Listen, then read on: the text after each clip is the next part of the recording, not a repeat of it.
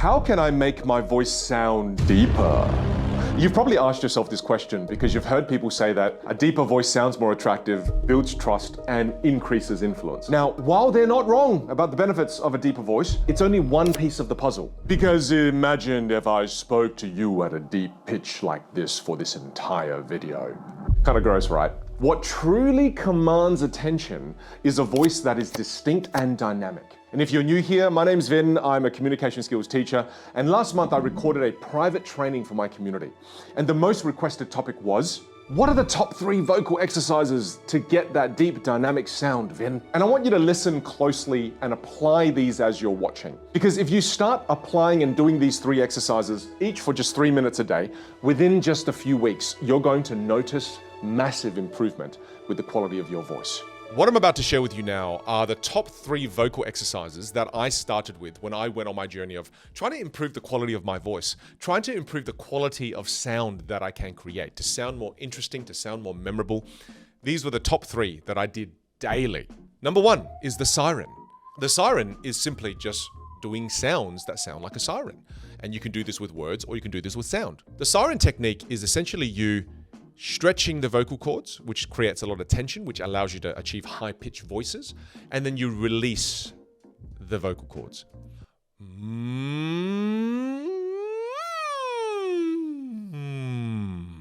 You can do it with your mouth closed, or you can do it with your mouth open. You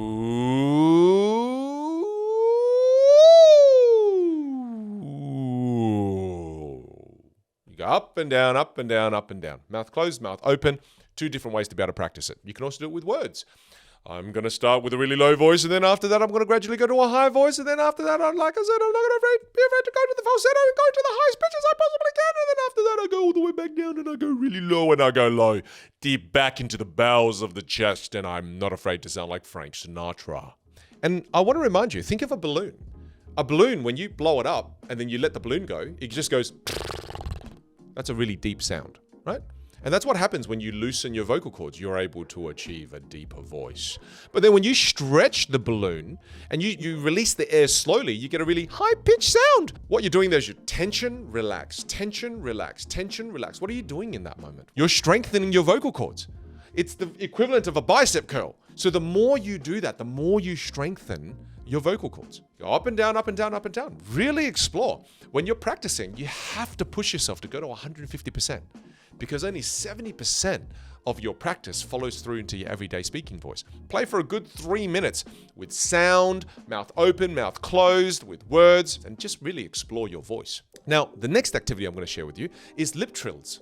And lip trills is you doing this.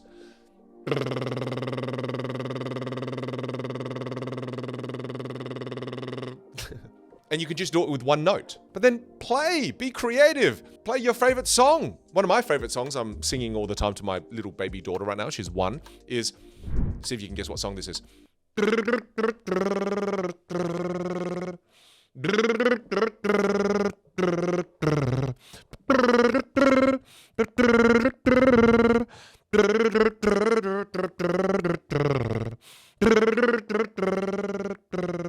Play with the lip trills at different volumes, different pitches.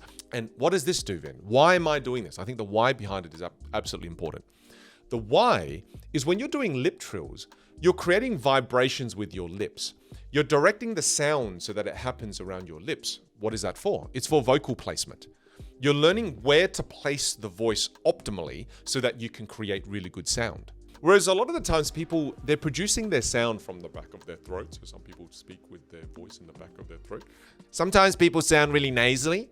And when you sound really nasally, that nasal sound, like what I'm creating right now, is you're resonating your voice too much in your frontal mask, too much in your nose area. One of the reasons why you may like my voice is because I'm placing my voice correctly. And the more you start to do lip trills, the more you start to understand, vocal placement. You want it to be right here. The vocal placement happens right where your lips are. That's lip trills. Do that for 3 minutes. Before I go over the last vocal exercise, I want you to realize that your voice is an instrument. It is. It's one of the most powerful instruments in the world. And I want you to think of vocal exercises like tuning an actual instrument, like this guitar. By the way, Side note, this guitar is a gift from one of my best friends, and it's signed by 4 of the 5 Backstreet Boys. I still need one more signature from Nick Carter. Gotta catch 'em all. If this guitar isn't tuned well, what happens? It sounds terrible. It's just like your voice. If you don't tune your voice with great vocal exercises, you won't produce a high quality sound. The next step is, well, how do you write great music? What I mean by learning how to write great music is how to structure your thoughts as you speak. It's what you say. And if you struggle with not knowing what to say when put on the spot, then you need to learn communication frameworks. I've recorded a free 2-hour training teaching my top communication frameworks. And if you want immediate access to them, all you gotta do is click the link in the description or the pinned comment below. Okay, let's get back onto the final vocal exercise.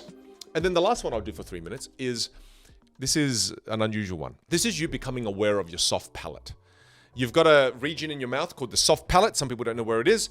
Make sure your thumbs are clean. So if I take this thumb here, and if I start to put it underneath my teeth, you'll notice there's a really hard spot. That's your hard palate. And then if you run your thumb back a little bit further, don't gag. So, notice how you start to feel that weird slimy part. When you go back and you start to feel that soft slimy part, that's your soft palate. Now, what we're gonna learn here is we're gonna learn how to open up our soft palate. Because when you open up your soft palate, that means you create more room inside your mouth. When there's more room inside your mouth, you're able to create more resonance. And when you've got more resonance, your voice will sound louder. Because I know for many of you, as you're watching this, you might be thinking, Vin, I've got a really quiet voice. I want to learn how to create a stronger sounding voice. I want to have more volume. And my vocal coaches used to say all the time, volume for free, Vin, volume for free. Because the way I used to try to create volume was, I strain my throat.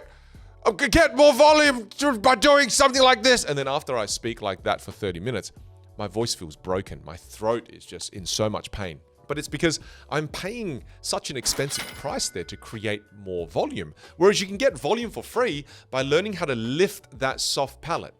And what I want you to imagine is when you walk into a room that's really small and you go, hello, the voice doesn't echo, doesn't travel, does it?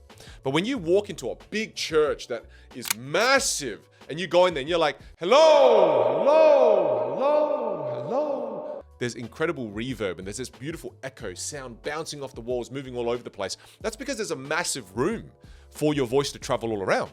That's what we're trying to create inside our vocal area. The more space we can create there, instead of being a tiny room, you're being like a big church. So then when you produce sound, when sound travels into that area, now, boom, you're creating this beautiful resonance. So the way to lift the soft palate and build sensitivity to how it feels when it's lifted is to yawn. So think about yawning right now, okay? So just, hopefully that's triggered you to yawn. So when you yawn, notice your soft palate, just yawn.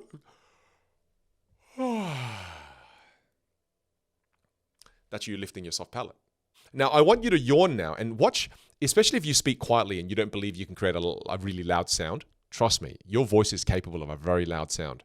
So I want you now to yawn, but do the, do that, okay? So we'll yawn. Watch how loud your voice can get. So 3, 2, tickle the yawn.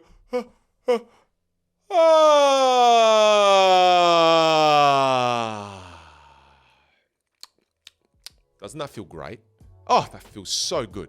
But what that does is hopefully it's just revealed to you. That's the level of resonance that you're able to achieve with your voice. That's how loud you can be. And did that strain your throat? Not at all. That's how powerful your instrument is. I hope you're sitting there going, oh, damn, I never realized my voice could be so strong and powerful. Often people are speaking with a lowered soft palate. The way you practice this is build sensitivity to how to lift a soft palate. So I would suggest you sit there and yawn for a good 3 minutes and just play with it. Within these 3 activities that I've just shared with you, Siren Technique. The more you practice that, the more you strengthen your vocal cords. Number 2, lip trills. That's vocal placement. You're going to start placing your voice in the correct place. Number 3, yawning. That's going to help you open up your soft palate to create a stronger and more resonant voice. Volume for free. These 3 things, practice that daily. Oh, that's going to change your voice. Oh, that's going to completely, wildly transform the way you come across every time you speak.